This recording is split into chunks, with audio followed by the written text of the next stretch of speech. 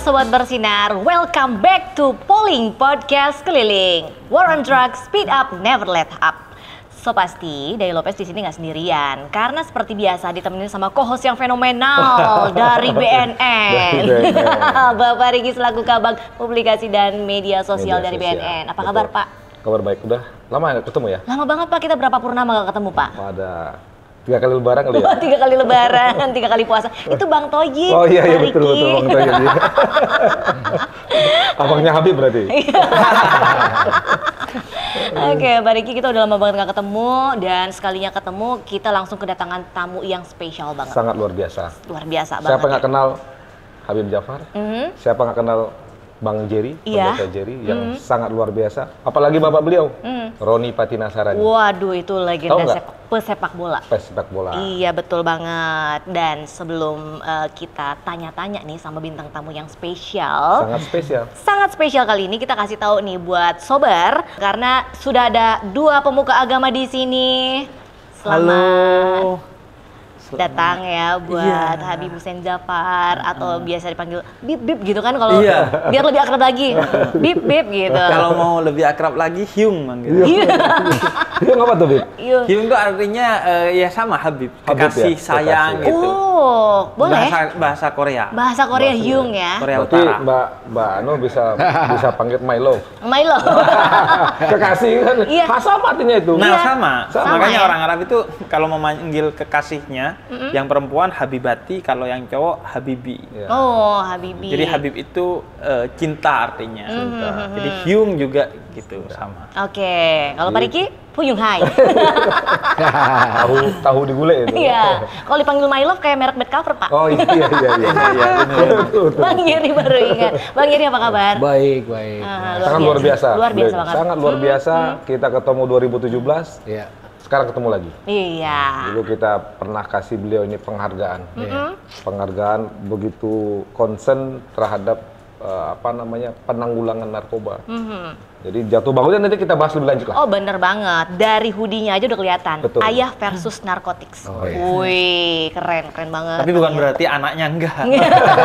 Itu dia. Ini kesibukannya Habib apa nih, Bib?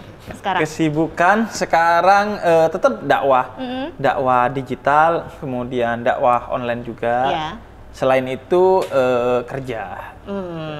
Jual buku langka dan buku lawas. Buku langka dan buku lawas. Iya, karya-karya founding fathers bangsa. Wow, luar biasa. Pernah baca bukunya nggak? Belum. Luar biasa belum pakai, Iya. belum baca. Selama ini bukan baca buku, baca pikiran orang, Oh Pak. iya betul. Bang Yeri, kesibukannya apa nih sekarang? Saya dakwah juga. Loh, sama. Saya dakwah Kristen, Bang Eri dakwah Iya. Islam. Iya. Habib bilang begini, loh jatah gue nih gitu. Kalau di Kristen apa ya? Khotbah gitu. Terus kegiatannya sebenarnya intervensi berbasis masyarakat. Intervensi. Itu program dari BNN yang saya betul. mendampingi, memberikan penyuluhan sosialisasi pencegahan, lalu membantu teman-teman pasca rehab untuk bisa bangkit lagi lah. Iya. Kurang lebih seperti itu. Ya nggak jauh-jauh dari teman-teman BNN. Iya. Sinergi. Nah, ini kan Bang Yeri ini anak dari legenda pesepak bola. Legendaris persepak bola. Betul. Siapa nggak kenal? Roni Patinasarani. Iya, betul. Itu dia Bang Yeri. Jadi kita sempat bahas, ternyata narkoba itu tidak memandang strata. Mau anak pesepak bola, Iya. mau anak pejabat, mau anak ustadz sekalian, pemuka agama sekalian, kalau tidak bisa memanage dengan baik, gimana Bang Jadi? Kira-kira begitu ya Bang? Betul sekali. Mungkin beliau lebih detail menjelaskan gimana sih? Iya, dan biasanya kalau buah jatuh itu nggak jauh dari pohonnya ya, Betul. Pak Riki ya. Tapi Bang Yeri sendiri, sebetulnya waktu kecil itu cita-citanya jadi pesepak bola juga nggak sih? Atau cita-citanya apa nih? Cita-cita pecandu? Nggak tahu. Itu amazing banget Bang. Iya, kan? Cita-cita apa? Pecandu? Waduh, nggak Makanya mungkin kan, ya. tadi kan cita-citanya tidak jauh, buah tidak jauh dari pohonnya. Kayak Bapaknya pas pak bola, kenapa Bang jadi pecandu? Nah itu, Nah itu gimana? kalau ada pohon di samping sungai tumbuhnya gitu, buahnya jatuh ke sungai kena aliran sungai. Ke bawah arus gitu ya. Sampai ke pasar. Oh berarti ini kategori ke bawah harus gitu ya? Iya. Harus sih. Jadi gimana Iya. tuh Bang Iya, Jerry? mungkin pertama ya nggak ada lah yang kepikiran gitu kan. Saya dulu Iya, atlet tenis. Atlet tenis. Iya, jadi kita beda genre sama papa gitu. Papa main bola, saya main tenis. Lumayan suka dan lumayan serius. Sempat jadi atlet junior, Iya. gitu. Jadi atlet junior, terus sekolah juga bagus. Jadi kepikiran jadi pemakai tuh kayaknya jauh deh. Karena kategori keren juga ya udah ada lah. Namanya juara tenis sama Iya. juara kelas. Lalu mungkin papa ya dulu berpikirnya gini. Dia public figure, banyak orang sayang dia, ya pastilah banyak orang sayang anaknya juga. Iya. Asumsinya begitu. Mungkin banyak orang yang di public figure juga berpikir, ah saya nggak perlu effort lah ngurusin anak sendiri. Saya kan dicintai banyak orang. Masa iya anak saya nggak dicintai banyak orang? Betul. Ternyata tidak. Dianggap otomatis ya? Dianggap otomatis, Pak Riki. Gitu, ternyata tidak. Jadi saya tuh kena pertama kali SMP. Gara-gara tukang jajanan sekolah yang nawarin. Saya beli minuman, dikasih narkoba. Iya. Nah, saya tahu bahwa saya akhirnya tahu bahwa ditawarin pertama kedua biasanya orang nolak. Tapi yang ke-20, ke-30 belum tentu. Iya. Begitu. Jadi dan waktu itu saya nggak dalam kondisi broken home enggak. Terus dikata-katain banci juga enggak. Cuma orang itu berhasil memprovokasi rasa penasaran saya dan tidak adanya waktu itu literasi edukasi yang banyak. Iya. Coba rumah Berarti- sudah ada zaman dulu. Mungkin saya lolos. Artinya syarat menjadi orang pecandu itu tidak harus broken home dulu ya? Tidak harus broken home. Ya. Tapi kan masih ada pikiran orang, oh sebabnya adalah broken home. Sebabnya adalah orang tuanya Iya. begini. Ternyata enggak juga. Ah ya, setelah dia make jadi broken home, nah itu. Oh, itu. Akibatnya gitu. Bisa, akibatnya itu bisa. Tapi enggak kok, itu asumsi. Itu asumsi gitu. Sehingga yang ada mungkin lengah aja sih. Lengah, tidak awareness dan ya biasalah template keluarga di Indonesia mungkin hanya bereaksi kalau sudah terjadi. Tidak mau terlibat dalam pencegahan-pencegahan yang punya konsistensi tinggi gitu. Oh, menurut gitu. saya. Itu berarti waktu kelas SMP-nya kelas berapa tuh? Kelas 1 saya. Baru Kelas lulus 1? SD itu. Oh, Iya, baru masih lulus bocah. SD. Itu jenis minumannya kayak gimana sih, Bang Yari? Jadi pengen Kalau tahu. dulu kan awalnya biasa kan bertahap ya, psikotropika Pak Riki. Itu kan yang paling gampang, murah meriah. Iya. Gitu ditawarin macam kayak Dumolit, Lexotan, zaman-zaman dulu tuh yang terkenal model-model begitu. Pil BK, Pil BK, Nipam dan kawan-kawannya lah gitu. dan saudara-saudaranya ya. Dan saudara-saudaranya. Tapi kan tuh jebakan Batman. Dalam Iya, artian mereka sudah siapkan kok instrumen-instrumen setelah itu.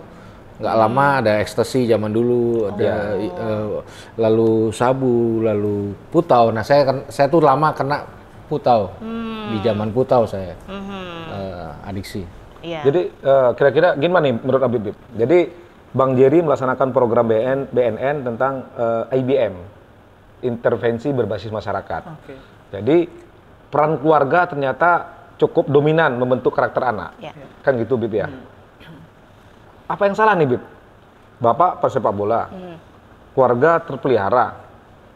Nah, ini faktor apa nih Bib kira-kira Bib? Kalau dari segi Habib melihat anak-anak yang bisa tertular terpapar narkoba ini Bib? Iya, saya kira banyak faktor ya seorang itu bisa terjebak pada narkoba kan. Paling tidak kalau dalam perspektif Islam itu ada dua. Yang pertama itu adalah karena segala kejahatan itu basisnya kalau gak kebodohan itu adalah nafsu. Karena itu yang dilakukan oleh Nabi itu perang kepada kedua ini yang paling dasar. Iya. Pertama perang kepada kejahiliahan, kebodohan, dan yang kedua perang kepada nafsu, jihadun nafas, melawan nafsu. Nah, kadang orang terjebak kepada segala bentuk kejahatan termasuk penyalahgunaan narkoba itu karena nafsu. Iya, iya. Karena ingin dapat perhatian, kemudian karena ingin terlihat keren, kemudian karena ingin diterima oleh tongkrongan dan lain sebagainya. Yang kedua itu adalah karena kebodohan, karena ketidaktahuan dia bahwa ini bukan jalan yang baik untuk kamu mendapatkan sesuatu apapun itu. Jadi bahwa memakai narkoba itu satu pilihan yang bodoh. Itu kalaupun kamu merasakan ada hal-hal yang akhirnya membuat kamu keren, itu hanya sementara gitu. Tapi resiko-resikonya begitu banyak yang negatif gitu. Nah, dua hal ini yang menurut saya jebakannya. Nah, karena itu menurut saya disinilah pentingnya kemudian edukasi bagi setiap anak muda khususnya. Yang edukasi itu harus berbasis support system. Nah, support systemnya itu bisa dari mana saja kan. Iya. Bisa yang pertama dari agama. Karena itu saya mengedukasi gitu. Sebangsat-bangsatnya kamu, itu kamu harus tetap sholat dan menjaga rutinitas pergi ke majelis minimal seminggu sekali malam Jumat. Apapun agamanya ya, Bib ya. Apapun agamanya, kalau Kristen ke gereja, Ke gereja, ya. kemudian kalau Hindu, Buddha ya ke rumah ibadahnya atau ke tokoh-tokoh agamanya. Karena kata Nabi, seseorang itu ditentukan oleh agama temannya. Kalau kamu ngumpul sama tukang minyak wangi, kamu dapat wanginya juga. Ngumpul sama tukang sate, nggak makan sate, dapat angusnya doang gitu. Karena itu support system itu penting bagi saya. Tentang bisa yang pertama adalah tadi dengan agama. Kemudian yang kedua dengan lingkungan. Lingkungan. Dan yang ketiga adalah dengan orang tua, saya rasa ya. Kehadiran orang tua untuk terus hadir sehingga anak itu tidak kehilangan perhatian, kemudian orang tua bisa terus mengontrol, dan yang paling penting orang tua bisa memberikan edukasi agar anak itu berdaulat. Sehingga saya nggak pakai narkoba bukan utamanya karena saya takut hukum, bukan utamanya saya takut orang tua, bukan utamanya saya takut lingkungan, tapi karena saya tahu ini buruk. Nah, di sana edukasi berbasis melawan kebodohannya itu. Dia tahu nih resikonya. Walaupun saya yatim piatu misalnya, walaupun saya introvert, walaupun saya tidak beragama sekalipun, saya nggak akan narkoba karena saya tahu ini buruk bagi saya gitu. Jadi menurut saya support system itu menjadi sangat penting tuh.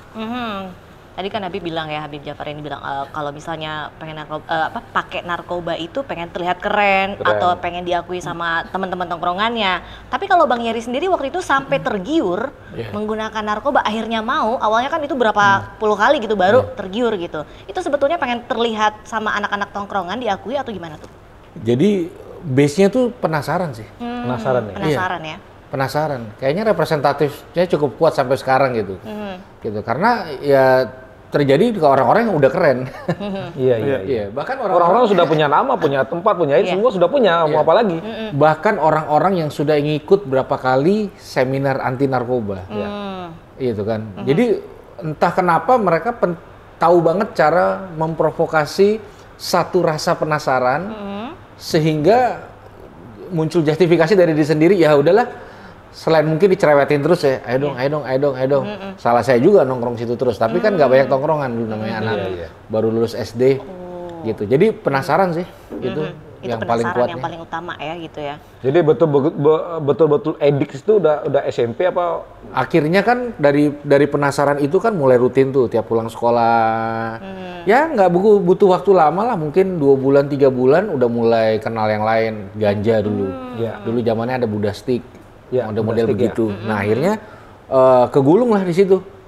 Kegulung. Jadi mulai tahu, mulai tuh welcome tuh di dunia persilatan anta berantai yang nggak ada ujungnya. Terus kapan ayahnya Pak Roni Pati Nasrani tahu kalau Bang Jerry menggunakan narkoba itu? Jadi ya keluarga biasanya yang paling terakhir tahu kalau anak pakai narkoba biasanya, termasuk di saya. Nah, jadi itu saya udah mungkin setahun lebih, hampir 2 tahun. Bisa menyimpan ya, 2 tahun ya? Bisa. Karena kita... Berarti orang narkoba ini ahli sandiwara juga nih? Oh, sandiwara. Mau air mata buaya hari ini bisa, mau peran action bisa. Drama juga? Mau drama Korea bisa. Adu acting jago lah ya? Mau apa aja. Jadi bisa menyimpan berarti ya? Bisa. Jadi tiba-tiba jago acting, jago ini. Iya. Nah, satu kali saya udah mentok tuh. Pertama, saya dikejar-kejar utang. Gitu. Nah, kedua di kamar saya barang tuh udah habis. Dulu di kamar saya karena saya suka musik. Ikut dimakan atau habis? Jadi asap. Oh, ada asap. Bukan dukun aja yang bisa. Saya itu dulu ada drum, ada keyboard, ada gitar, semua ada apa. Jadi asap semua. Jadi tinggal kasur saya sama kipas angin yang muter tuh. Karena itu nggak laku ya. Jadi kamarnya kayak bentuk kontrakan 300.000. Nah, jadi udah blunder semua, udah utang di mana-mana, udah urusan sama sindikat makin dalam. Kayaknya udah mau urusan sama polisi juga. Akhirnya saya ngaku itu. Atau udah mulai ada nagih ke rumah nggak waktu itu? Enggak ya? Ya. Udah mulai ada nagih ke rumah?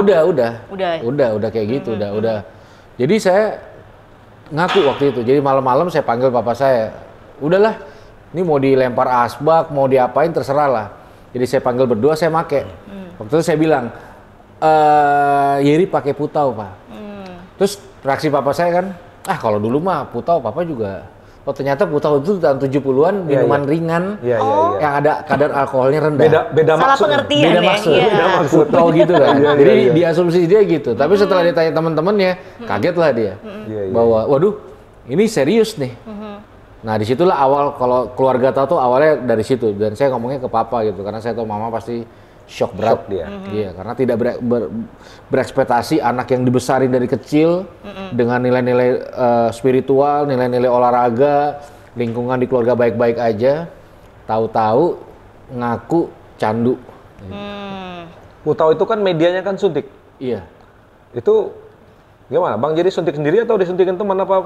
Awalnya takut jarum. Tapi jadi berani Pertama semua. diajari nyuntik. Lama-lama sambil nyetir juga bisa nyuntik saya dulu. Luar Saking seringnya. Jangki dulu kan begitu. Betul. Jarum suntik di mana-mana. Ini darah berceceran di mana-mana. Zaman-zaman dulu tuh begitu. Kita nggak kepikir tangan ini bekas-bekas jarum suntik. Iya. Taruh jarum di dompet di mana ya.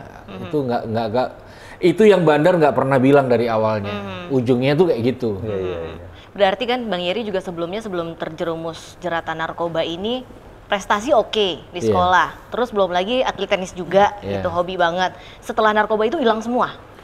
Jadi sekolah dulu ya. Sekolah akhirnya saya 2 kali dikeluarkan dari sekolah gara-gara waktu SMP gara-gara narkoba. Nilai hancur, pukul guru, ribut di sekolah. SMA saya 8 kali dikeluarin akhirnya. Oh, alumni banyak ya? Wah kalau Alumni A, B, C kan? 8 kali. kalau naik saya banyak. Kalau reunian wah dipanggil semua Reunian itu. sibuk banget Reuni ini. Akbar, ada semua saya. Seragam semua ada. Iya. Jadi pasca ayahanda tercinta tahu, apa sih Kak belum begitu tahu kalau putau itu berbahaya itu? Apakah ditawarkan kamu mau rehabilitasi atau bagaimana? Dulu nggak ada sih, maksudnya kepikiran rehab tuh nggak ada. Apa tindakan beliau waktu itu?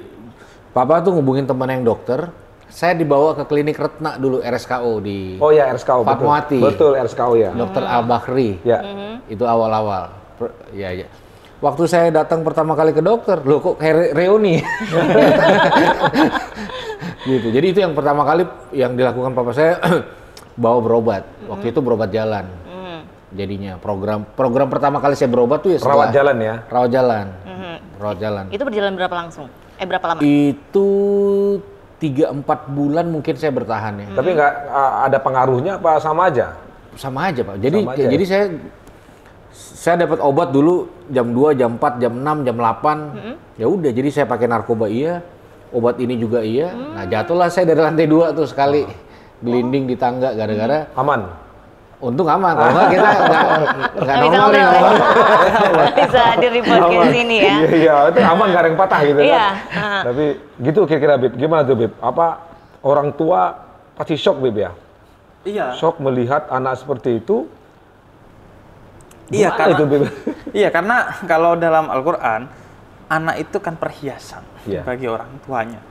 Kalau saya di kampung disebutnya anak itu adalah buah hati orang tuanya. Dia menjadi kebanggaan bagi orang tuanya. Orang tua punya harta, orang tua punya jabatan, tapi kalau dia punya anak bermasalah, maka semua itu tidak ada rasanya bagi orang tua. Itu yang saya ingat disuntikan kepada saya sedari kecil oleh ayah saya. Ingat, karya saya yang paling utama itu adalah kamu. Walaupun saya khotbah di mana-mana, saya menulis buku, saya sedekah di mana-mana, saya kaya, saya populer, saya punya duit. Tapi kalau kamu bermasalah dalam segala hal, bukan hanya narkoba, maka itu menghancurkan hati saya. Karena orang bilang anak siapa itu? Nah, itu ya. Benar.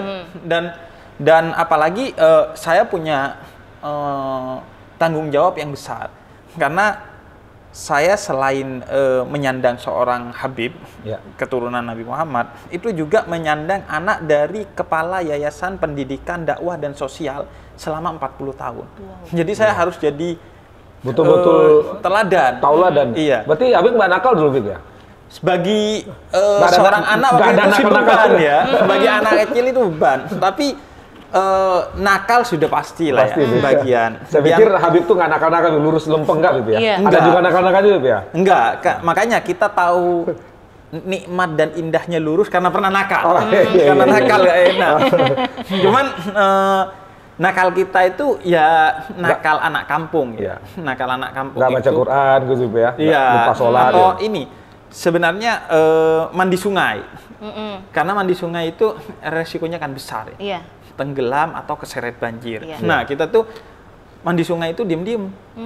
Bahkan kita punya mitigasi tuh untuk mengatasi Untuk orang tua mengatasi, biar iya, nggak tahu. betul, betul. Kalau Betul. kita biasanya orang kalau mandi sungai selesainya itu wajahnya putih. Hitam? Enggak Pucat. putih, Putih ya? Iya. jadi kayak pucat gitu. Pucat, iya. Nah, biasanya kita ludahin tangan kita terus digosokin. Merah lagi, merah lagi. Iya, merah lagi. Nah, terus atau kalau yang rambut biar gak kelihatan itu pakai bambu Bambu. kecil terus diginikan, dijadikan kayak sisir itu jadi Kayak cepat sisir. keringnya dan kita bisa segera pulang. Itu udah paling nakal tuh Bib ya? Enggak, paling nakal itu Riki penasaran. Mandangnya sebelah mana nih? Iya, Belum bukan. greget ya? Ini cucu Nabi nih masalahnya Iya. kan? Iya. Nakalnya gimana sih? kalau yang paling nakal itu saya mencuri rel. Waduh. Rel kereta. Bukan kereta Bib ya? Enggak, bukan Relnya. kereta. Keren kereta dicuri. Terlalu gede. Jadi kan saya orang Madura swasta ya di Jawa Timur. Bahasa dan budayanya Madura. Iya. Jadi kita tuh kalau pengen makan enak, pengen beli sesuatu, Iya, misalnya iya, beli sepeda, kita itu ngambil kuningan tuh keran kuningan. Oh, keran Terus kuningan.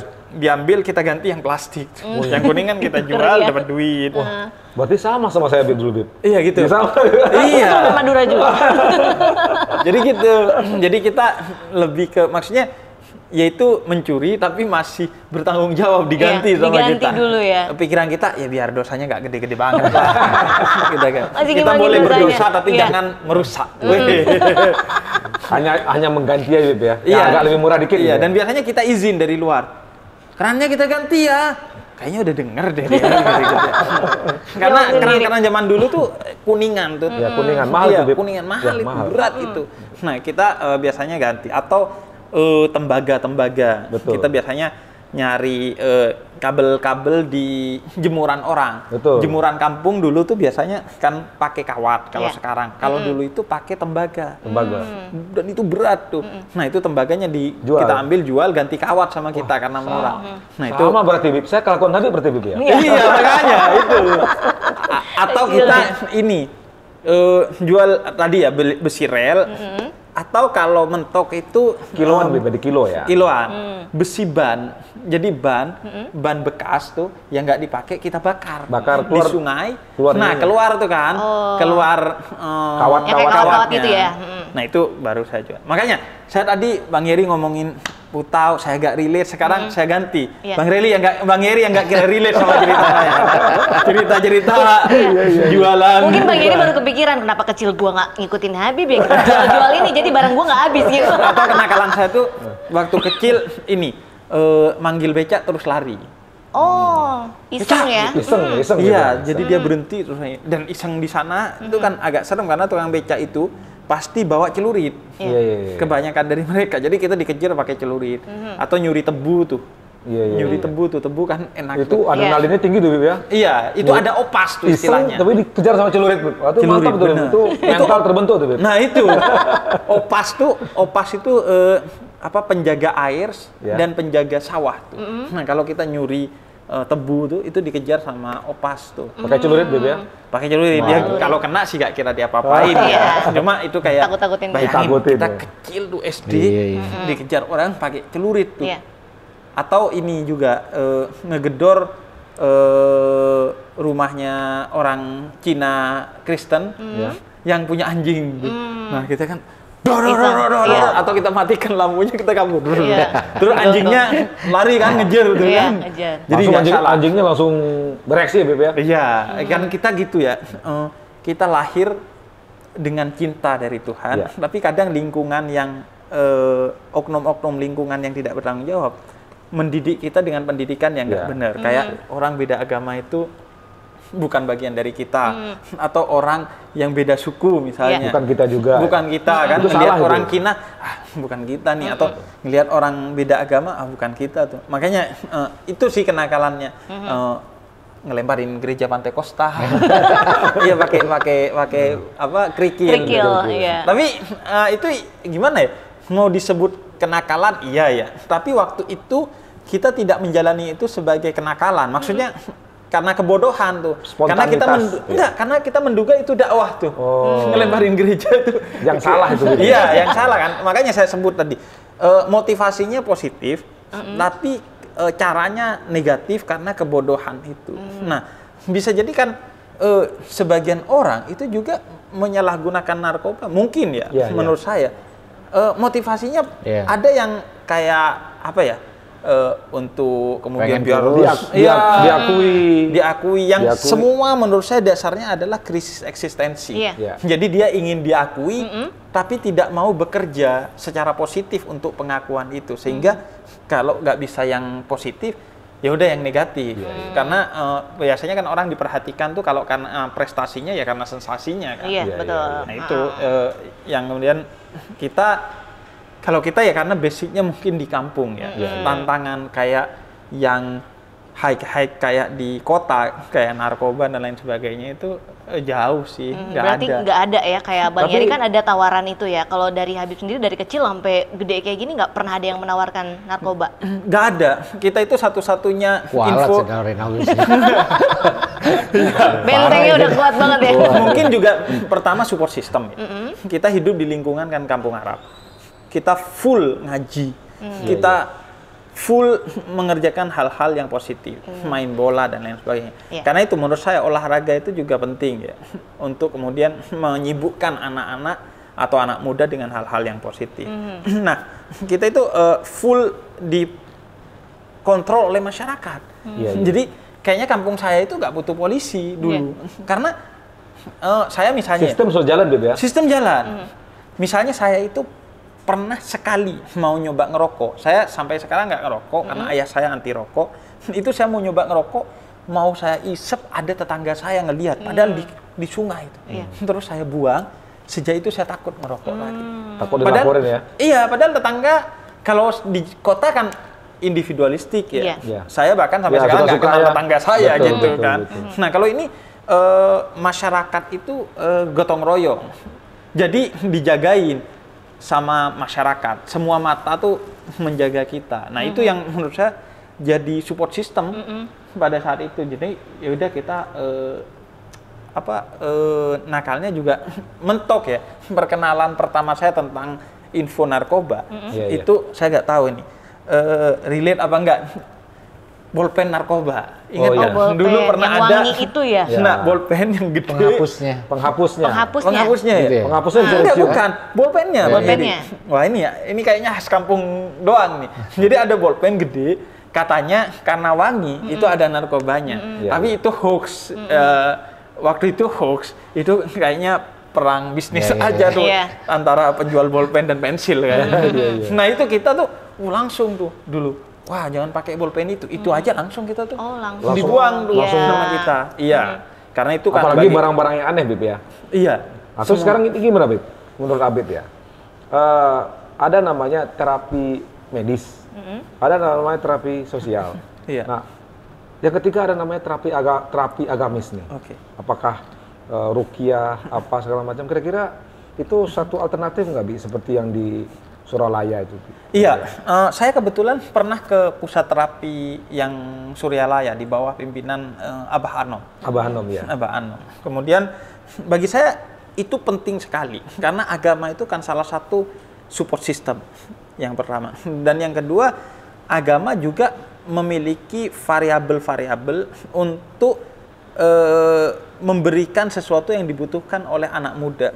Karena itu agama itu penting, tapi memang harus dengan metode yang tepat. Karena itu nggak bisa tuh sembarang orang kemudian menasehati orang pakai narkoba padahal dia tidak punya Tidak berkompetensi untuk mengajarkannya. metode, kompetensi dan pengalaman Iya, untuk memberikan penyuluhan anti narkoba berbasis agama gitu. Nah, karena itu kalau di Suryalaya ya, yang waktu beberapa belas tahun lalu saya ke sana, itu kan udah ada sistem yang Iya, iya. dibangun oleh mereka. Dan bagi orang yang sangat percaya kepada agama, saya kira agama itu bisa menjadi kekuatan besar, minad dulumat ilan nur, mengangkat orang dari kegelapan menuju cahaya. Gitu. Dan Kesembuhan. terlalu banyak kisah-kisah orang yang sembuh dari berbagai masalah Iya. dengan agama. Apalagi juga agama mengatakan Quran itu salah satu fungsinya syifa sebagai obat. Obat, ya. Paling tidak ya obat secara batin gitu. Menjadi motivasi untuk oke, saya mau selesai dengan semua keburukan. Banyak pas Ramadan kemarin itu saya punya program ngobrol dengan orang-orang yang tobat Ya, dari berbagai kejahatan. Ada narkoba, ada judi, ada pencurian, ada berbagai kejahatan. Dan itu rata-rata agama itu menjadi salah satu Supportnya. kekuatan bagi mereka Kekuatannya. untuk mereka berubah. Selain juga support system yang lain. Ya. Di antaranya yang paling banyak juga adalah orang tua. Orang tua. Ketika dia melihat ibunya sakit, itu kemudian itu menjadi titik bagi dia untuk oke, Saya kembali. finish. Semua kejahatan itu saya akhiri. Oke, jadi ngomong-ngomong sembuh ini, pulih. Apa nih story Bang Jerry nih? Kan ada informasi yang kita dapat nih, sempat jual medali emas, cincin kawin yang beliau dapatkan dengan susah payah, kemudian itu izin dulu apa langsung ngambil aja itu? Iya, nah, karena kan barang di kamarnya udah habis. Udah habis nih. Iya. Mesti Jadi melebarkan sayap keluar ini. melebarkan saya. Gimana tuh Bang Jerry? Ya karena dulu kan uang jajan 5.000, beli narkoba 250.000 zaman dulu itu. Segaul lah. Masih perlu support lain ya? Jadi nggak masuk akal, udah bohong soal les, udah semua. Jual besi jual Kalau dulu saya pinjam mobil, balik bannya udah ganti semua gitu. Jadi ban serepnya semua dijual sama yang bekas yang hancur-hancur. Dulu gitu. Karena pernah sekali saya sama Jadi teman. begitu inovatifnya ya Pak? Iya. Sekali tuh waktu waktu kerusuhan dulu, saya sama teman saya nyari narkoba. Jadi teman saya tuh ngelihat bangkai mobil sama dengan mobil dia itu, Kijang Kapsul dulu. Langsung dia telepon bapaknya, "Pak, mobil kita kebakar nih." Langsung dia pergi ke rumah bandar, ditaruh mobilnya, dia beli narkoba. Dia bilang sama bapaknya, "Inilah mobil kita yang kebakar nih." Lalu bapaknya bilang, "Syukur, yang penting kamu selamat. Mobil mau bisa kita cari," katanya. Udah, kami mabuk lah malam itu berdua. Jadi sejuta cara akan kita coba. Yang paling masuk akal. Pokoknya bisa menghasilkan uang. Bisa, iya. Saya tuh sampai berarti di kepalanya kita tuh bagaimana menghasilkan uang? Iya. Bangun pagi itu kalau nggak ada barang ya uang. Makanya mama saya sampai percaya di rumah tuh ada jin. Karena saya bisa buka plafon, merayap, buka brankas, naik lagi, turun. Dulu barang-barang kita kerek pakai tiang bendera tuh dari lantai 2 ke lantai 1. Ya habislah semua. Iya. Habislah semua barang-barang gitu karena kakak saya aja jual rice cooker dengan nasi-nasinya waktu itu beli narkoba. Udah Bonus ya? Loh, Rice kok ada cooker. nasinya? Bonus. Bonusnya nasi ya. Nggak seberapa, gas, tabung gas. Bahkan saya pernah ngobrol dengan ini Cing Abdel. Ya, Cing Abdel. Cing Abdel itu cerita dulu temennya untuk beli narkoba pernah jual TV. Itu TV-nya masih anget. Jadi baru ditonton nih berarti ini TV masih anget loh. Bukan angkat keluar dari pabrik ya? Iya. Kayaknya dia keluarganya lagi enak-enak nonton, nah bisa ya diangkat gitu. Dijual. Ada tabung oksigen bapaknya. Jadi karena kan ya narkoba itu mempengaruhi pikiran, perasaan, kehendak. Ya. Nah, Apa? pikiran, perasaan, perasaan sama kehendak. Ini berarti itu dikendalikan. itu yang dikendalikan. Jadi kita akan jadi alien, pribadi lain. Pikiran kita lain di rumah, meskipun tuh anak kita perasaannya lain, kehendaknya lain. Yang jauh jadi pendek, pendek jadi jauh, tinggi, semuanya berubah. Nah, yang paling mengerikan menurut saya adalah ketika kebutuhan adiksi bertemu dengan keterbatasan finance. Gitu. Itu yang saya ada di rumah udah habis ya saya lakukan beberapa kejahatan di luar gitu kayak. nodong, ngebobol apa, nyopot-nyopot ini. Dan itu habis, barang-barang papa saya sih habis sih. Iya, jadi Bang Yeri setelah berkutat dengan narkoba, berapa tahun tuh totalnya berarti? Hampir 9 tahun. Akhirnya bisa lepas dari jeratan narkoba itu gimana? Titik baliknya? Bola itu agama papa saya. Gitu loh. Jadi pengabdian dia sama bola tuh, saya belum ketemu orang yang gila bola kayak papa saya. Dulu rumah kami pagarnya bola, lampu tamannya bola, semua bola. Kami lahir tuh difoto sama sepatu bolanya. Sampai sebelum meninggal, permintaan terakhirnya tuh pergi ke lapangan bola di Makassar. Jadi, nah, satu kali dia tuh dinobatkan sebagai pelatih terbaik dan termahal di Indonesia. Melatih Petrokimia, Jawa Timur dulu. Nah, dua anak laki-lakinya, saya sama kakak saya, itu lagi down-downnya bener-bener dengan narkoba. Jadi papa saya harus milih bola atau anak. Di bola harga diri, gengsinya, dia bisa keluar masuk istana dengan pakaian olahraganya tanpa protokol dan semuanya dia bisa dapat. Semua dapat. Dia semua. Kalau dia urus anak, dia akan kehilangan semuanya. Betul. Dan saya udah bisa nebak bahwa yang jelas lah dipilih pasti bola. Nah, satu kali tanpa sepengetahuan semua, dia memutuskan resign. Pulang ke rumah. Lalu dia bilang gini, pertandingan selalu ada, anak saya nggak selalu ada. Terus dia bilang gini, keluarga itu satu. Kalau salah satu, ya salah semua. Orang keluarga itu satu. Salah satu alasan kenapa anak saya ini make adalah kesalahan bapaknya. Disitulah dia dampingin saya. Dan itu tidak ada, belum ada progres. Kadang kita doa, belum amin jam tangannya udah hilang. Karena saya udah bawa jual dompetnya. Itu bertahun-tahun dia berdoa di kamar saya, menangis. Kadang pulang mabuk, ada papa saya di situ. Entah apa yang membooster dia untuk bisa mendampingi saya. Tapi dia nggak pernah.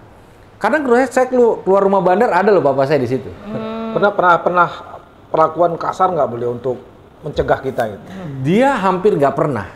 Kalau dia nggak tahan, dia banting-banting apa sendiri gitu. Dan ya itu bukan tipikal orang Ambon pada umumnya ya, karena papa orang Ambon gitu. Gitu. Jadi, nah ini satu peristiwa yang paling jadi pemicu waktu itu, saya dituduh maling. Memang waktu itu mau maling. Cuma ya belum ya. Iya, daerah perjangkian tuh banyak banget kompetitor gitu. Iya, setelah sekian banyak yang hilang kok baru dituduh sekali doang. Gitu. Ada yang itu di sekolah, ada yang maling duluan. Jadi saya lah yang dituduh. Padahal kita baru mau nih. Baru mau, strategi saya itu udah jarang gagal gitu. Kali ini saya ketikung. Dan ya udah, saya di masa lah waktu itu, digebukin rame-rame. Oh ya ampun. Lalu papa dipanggil ke lapangan, ke sekolah. Masih di Jakarta tuh. Masuklah dia di ruang sekolah itu pas jam istirahat. Nah, satu sekolah teriakin kami berdua itu maling. Ya ampun. Kakak adik itu ya? Saya sama papa saya. Oh, sama papa. Iya berdua. Jadi masuk berdua. Maling tuh gimana ya? Gelora Bung Karno teriakin papa saya hebat. Kami sampai titik bosen keluarga karena saking seringnya. Iya. Nah, bayangkan hari ini papa saya yang begitu sakral namanya, harum, diteriakin maling sama semua orang gara-gara anaknya. Iya. Itu saya ngangkat kepala aja saya nggak berani. Malunya kayak apa? Kami jalan ke ruang guru. Saya intip sedikit, matanya tuh berkaca-kaca. Iya. Saya tarik napas, diteriakin gitu. Tiba-tiba dia berhenti, saya berhenti. Lalu tiba-tiba seakan-akan dia itu nyuekin semua orang yang teriak. Lalu dia rangkul saya di depan mata semua orang. Terus dia bilang gini, Yeri ingat, kamu tuh anaknya papa.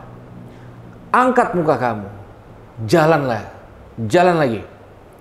Kami nangis berdua di situ, di tengah. Orang seakan-akan kita nggak peduli. Itu saya merasakan sensasional taste yang jauh lebih dahsyat dari narkoba. Itulah campaign saya, Ayah versus narkotik ini. Seakan-akan dunia milik kita berdua. Iya. Di situ kaki saya kuat, hati saya kuat. Di situ motivasi yang selama ini saya tunggu muncul. Meskipun akhirnya saya dikeluarkan dengan tidak hormat dari sekolah tersebut. Dan di depan gerbang itu papa saya bilang lagi, apapun yang terjadi, kamu tuh anaknya papa. Nah disitulah awal satu perjalanan sober saya sampai hari ini. Disitulah saya mau sembuh buat papa saya.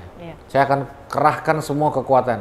bandel nyali, masa baiknya nyali. Saya kerahkan semua kepala sampai kaki tenaga saya dan akhirnya tahun 2000 berhenti saya. Dan saya jalankan terus dan saya masih menjalankan bukan cuma sober saya, mendampingi banyak orang karena umpan terakhir papa saya, karena dia tahu mungkin yang akan cetak gol yang dia mau tuh anaknya, bukan dia. Dan itu yang saya hidupi hari ini. Itu Jadi ternyata ya. gini Mbak Dai, pemikiran orang tua, begitu anaknya kena narkoba, kemudian dititip ke panti rehabilitasi, ditunggu dia sembuh, itu salah ya? Iya. Pak Giri? Menurut saya, kalau keluarga berfungsi, anak-anak nggak perlu dibawa ke rehabilitasi. Ya. Karena instrumen yang paling dibutuhkan anak di rumah. Di rumah ya. Kalau direhabilitasi aja, bener salahnya tergantung dia. Ya. Kalau di rumah, ya semua. Kalau direhabilitasi, ada durasi satu tahun, 6 bulan, 3 bulan. Kalau di rumah, seumur hidup. Seumur hidup ya. Yang dibutuhkan saya adalah sebuah konsistensi cinta yang seumur hidup. Nah, makanya yang perlu disupport adalah family-nya ini. Ya. Makanya BNN punya terapi namanya therapeutic commodity. Jadi yang dilaksanakan oleh BNN itu adalah therapeutic commodity. Yang diterapi itu bukan anaknya saja, tapi komoditas. Komoditas. Termasuk orang tua, keluarga. Nah, jadi ada waktu-waktu tertentu mengundang orang tua, tetangga, memperlihatkan begini loh program BNN. Jadi stigma orang terhadap penyalahguna narkoba ini bisa cepat juga memberikan trust kepada anak tersebut. Nah, yang kita diskusikan ke Om Jerry tadi, ke Bang Jerry. Orang begitu keluar dari panti rehabilitasi, sekarang siapa yang mau terima, Bib? Entah itu, jangankan menjadi pegawai terendah sajalah, jadi cleaning service atau OB atau security. Dengan ditanya kamu punya SKCK atau tidak pernah pakai narkoba, susah, Bib, karena apa? Ada apa namanya tadi Bang Jerry? Ada stigma negatif. Stigma negatif kepada orang yang telah kecanduan narkoba, kemudian direhab, keluar, siapa yang mau terima, Bib? Mau jadi pendakwah, belum tentu juga langsung diterima. Mau jadi pendeta, pengkhotbah, belum tentu juga diterima. Siapa mau orang tua mana yang mau anaknya menikah sama mantan pemakai narkoba? Mantan. Iya. Iya. Mantan. Saya nih, Bib, mantan nih, Bib. Nah, saya lamar anak Abib, kira-kira Abib terima nggak? Mantan apa dulu nih, Pak? Mantan narkoba. Oh, iya pasti kan orang tua akan mencari yang terbaik untuk anaknya. Iya. Atau Abib punya perusahaan, saya daftar di security. Abib pasti berpikir juga. Berpikir, saya cari yang lebih baik, banyak kok gitu. Nah, orang ini ditempatkan di mana, Abib? Iya, bagi saya gini, dia harus membayar kebodohan yang sudah dia lakukan dengan mengkonsumsi narkoba itu. Kan ketika dia melakukan kesalahan itu, maka jalani proses itu sebagai proses recovery dari keterjebakan yang pernah dia jalani selama ini. Jadi jalani itu kalau dalam bahasa Islam sebagai suluk, sebagai jalan suci bagi dia untuk membuktikan kembali kepada masyarakat bahwa I'm fine, saya baik-baik saja. Saya sudah meninggalkan masa lalu saya. Dan justru bagi saya itu bisa menjadi modal besar bagi seseorang untuk menapaki episode baru dalam kehidupannya yang lebih cemerlang.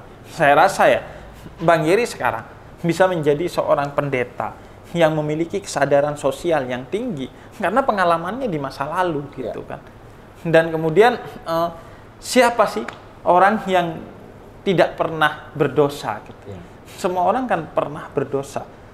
Sehingga seharusnya bagi dia adalah meyakinkan orang bahwa dia baik-baik saja. Dan kalau memang dia punya keinginan yang tulus untuk berubah, maka Tuhan pasti akan memberikan jalan terbaik. Kalau dia tidak bekerja kepada orang lain, maka dia justru akan menjadi orang yang mempekerjakan orang lain sebagai entrepreneur. Kalau dia tidak menjadi bawahan orang lain, dia justru akan menjadi pemimpin, leader bagi orang lain. Asalkan memang dia memiliki komitmen untuk itu. Justru pengalaman buruknya itu menjadi titik bagi dia untuk bangkit gitu. seperti per gitu kan. Dia mungkin jatuh, tapi ketika dia punya motivasi, dia akan melompat tinggi gitu dengan keterjatuhan itu. Karena kan ilmu itu bukan hanya bersumber dari buku, bukan hanya bersumber dari ceramah, tapi juga bersumber dari pengalaman diri sendiri. Dan ilmu yang berbasis pengalaman diri sendiri itu salah satu ilmu yang paling orisinil, paling dahsyat. Mengapa? Karena gini, misalnya gini lah, ini air mineral. Saya baca, oh air mineral itu begini. Saya mendengar, oh air mineral itu begini. Saya tahu tentang air mineral, tapi belum sampai pengetahuan yang terdahsyat. Saya tahu apa itu air mineral setelah saya minum air mineral gitu. Nah, tentu kalau narkoba kan tidak mungkin kita berbasis pengalaman. Nah, tapi bagi orang yang sudah punya pengalaman, itu bisa menjadi titik balik kok. Justru menjadi modal bagi dia untuk kemudian bangkit kembali gitu. Dan itu tidak perlu dijalani dengan kerendahan diri, tapi dijalani dengan kerendahan hati. Bahwa bagi dia, ya gak apa-apa orang ngejudge saya begini begitu. Anggap saja itu kalau dalam bahasa Islamnya kafaroh, denda dari apa yang saya lakukan dulunya. Tapi nanti orang akan melihat. Lihatlah Yeripati Nasarani, mantan pecandu narkoba yang sudah jadi bangkit. pendeta. Jadi gini, apa namanya? Habib mungkin lebih penggiat lebih aktif daripada di BNPT, Habib ya.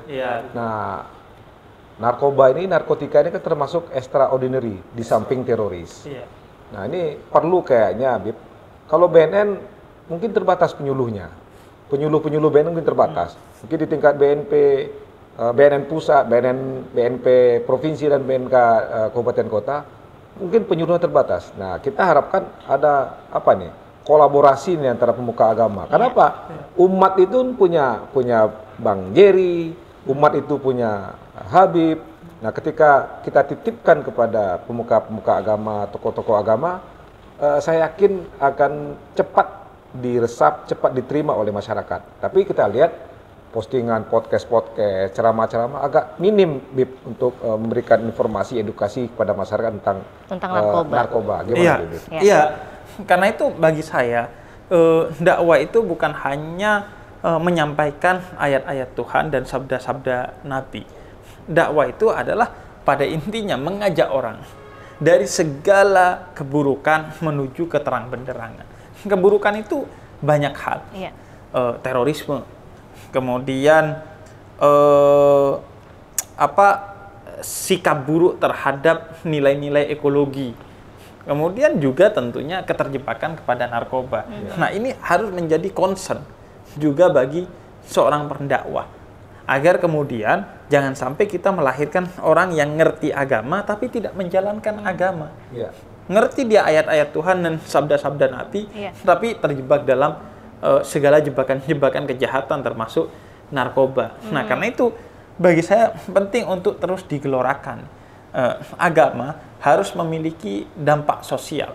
Karena bagi saya, agama dalam hal ini misalnya Islam, itu bukan hanya berisi dogma tentang bagaimana kita berhubungan dengan Tuhan, tapi juga berisi way of life, bagaimana jalan hidup kita sebagai manusia dengan sesama manusia di muka bumi ini. Karena itu agama harus melawan orang-orang yang menghancurkan alam. Agama harus melawan korupsi. Agama harus melawan terorisme dan juga agama harus melawan narkoba. Karena itu bagi saya agama harus terdepan mengedukasi bahwa misalnya narkoba itu disebut sebagai khamr dalam Islam. Ibnu Taimiyah sebagaimana disampaikan Kiai Ali Mustafa Yaqub itu khamr. Khamr itu artinya sesuatu yang menghilangkan akal kita. Dan ini satu kemurkaan yang besar kepada Tuhan. Tuhan dengan begitu cintanya, begitu rahmatnya memberikan akal untuk memuliakan kita, kita malah menghilangkannya. Dan itu bukan hanya soal dosa, tapi itu kemurkaan kepada Tuhan gitu. Jadi harus tuh hal-hal seperti ini mengisi ruang-ruang ceramah agama. Kalau dalam Islam di Jumatan, di acara Maulidan, di acara keagamaan atau di gereja, di vihara, ini harus didengungkan sebagai bagian dari ceramah agama. Nah, kalau Bang Yeri sendiri gimana? Kalau selama pelayanan itu selalu menyisipkan tentang narkoba atau seperti apa? Ya itu mah jadi bagian bahkan dalam kehidupan sehari-hari ya.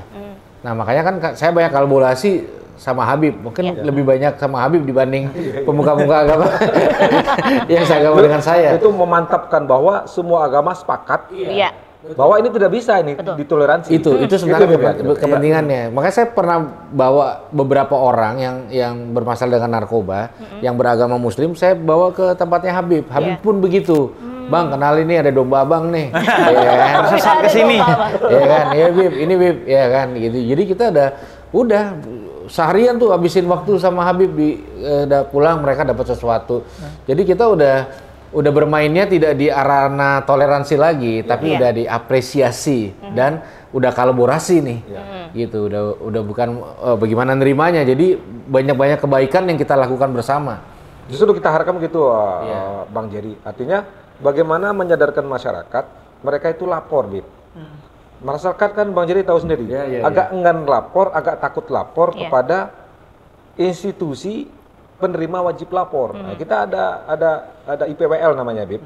Di setiap kabupaten kota, BNP, BNNRI, bahkan puskesmas ada wadah untuk melaporkan diri. Nah, mungkin nanti ada di jemaatnya Pendeta Jerry atau jemaahnya Habib yang ingin melapor diri, kita terbuka. Tidak ditahan, bahkan direhabilitasi itu gratis. Gratis. Dan ini juga bagi saya intinya orang bisa terlepas dari segala bentuk kejahatan termasuk narkoba itu kalau ada komitmen dari diri. Mau seberapa dahsyat support system, tapi kalau diri tidak punya keinginan untuk berhenti. Karena itu tugas tokoh agama menyadarkan bahwa memakai narkoba itu menghancurkan diri. Kalau kamu ingin mendapatkan keselamatan di akhirat dan kebahagiaan di dunia, kamu harus menjauhi itu agar dirimu dikuasai oleh akal dan hati, bukan dikuasai oleh hal-hal yang haram itu. Dan dengan kesadaran bahwa memakai narkoba itu bukan hanya melanggar hukum, tapi juga melanggar agama. Bahkan melanggar aspek paling dasar dari manusia, yaitu kemanusiaan. Karena kan manusia ini disebut manusia kalau dalam filsafat karena dia punya akal. Manusia ini hayawanun natik, hewan yang berakal. Jadi ketika dia pakai narkoba, akalnya hilang, maka dia berarti menghilangkan kemanusiaannya dan kemudian bereinkarnasi menjadi hewan gitu. Karena itu makanya khamar itu dalam terminologi Islam itu artinya segala sesuatu yang menghilangkan akal. Termasuk apapun, narkoba atau kreativitas apapun mereka yang pakai untuk kemudian menghilangkan akalnya itu khamar dan itu haram walaupun sedikit dan tidak memabukkan. Karena kadang pemuda tersesat nih, Bib, saya dikit doang nih. Minum bir, Bib. Dikit doang nih. Iya, dikit nggak sampai mabuk. Yang haram kan yang memabukkan. Mohon maaf, walaupun sedikit segala sesuatu yang memabukkan kata Nabi itu haram. Kata orang tua boleh, Bib. Botolnya. Nah, dikit doang ya. Nah, saya menemukan tuh kreativitas yang menarik dari satu komunitas Muslim di kampung saya. Dia itu rajin ngumpulin botol-botol minuman keras untuk kemudian dijadikan tempat menanam pohon-pohon yang ada airnya, yang tumbuh di air tuh. Kayak pohon-pohon bakau yang kecil gitu.